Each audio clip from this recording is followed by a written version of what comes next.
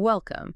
Today we're doing a deep dive into, well, the artistic and emotional vibes, you could say, of Canada, Bangkok, and New York. Right, so basically through the lens of creators moving between them. Exactly. We're pulling from a source called Cities of the Soul, creating between Canada, Bangkok, and New York. And our mission, really, is to get a feel for how these super different cities influence artists, designers, storytellers. How that sense of place, the pace of life, and the people impact their work. And also what home starts to mean when you're navigating all that. It's fascinating stuff, how a city isn't just a backdrop, but it sort of actively shapes the creative output. Totally. Okay, so let's unpack this. Canada first. The source mentions a kind of creative calm.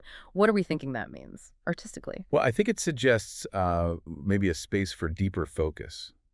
Less frantic energy, perhaps. Right. Like room to breathe creatively. Exactly. It might allow artists to explore quieter themes, maybe more internal stuff, focus on craft, detail. Without that constant external pressure you might find elsewhere. Precisely. You might see art that really values that considered precise execution. Interesting. Okay, shift gears. Bangkok. Described as vibrant chaos.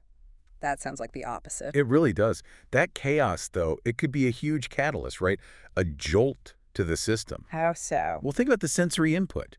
The mix of old and new, tradition and modernity, all happening at once. So the art might reflect that collision? I'd imagine so. Maybe work that's bolder, more experimental. Designs using unexpected materials, maybe narratives weaving together really different threads. Okay, and then there's the big one. New York, the relentless pulse. Yeah, relentless is a good word for it. The speed, the intensity. How does that environment shape things?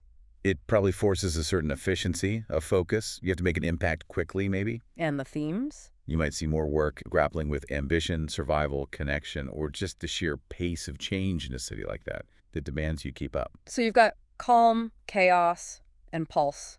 How does an artist who lives or works across these places even, process that? That's the million-dollar question, isn't it? I think their work could become this amazing synthesis. Like a translation? Yeah, sort of translating between these cultural feelings. Maybe using the quiet focus from Canada to navigate New York's intensity. Or bringing Bangkok's vibrancy into something else. Exactly. Their own identity probably becomes more fluid, defined by moving between these worlds. The source mentions place, pace, and people specifically. Can we connect those dots quickly for each city based on what we've said? Sure. So place is the atmosphere, right? Canada's potential spaciousness versus Bangkok's dense urban feel. Okay. Pace is the rhythm.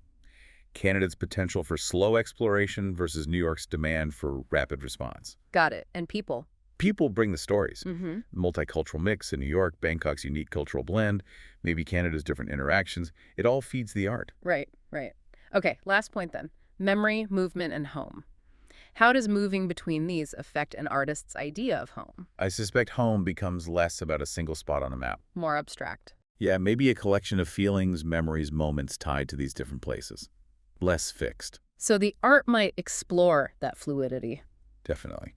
That feeling of being rooted in multiple places, or maybe even feeling a bit rootless sometimes. The journey itself becomes part of their story of home.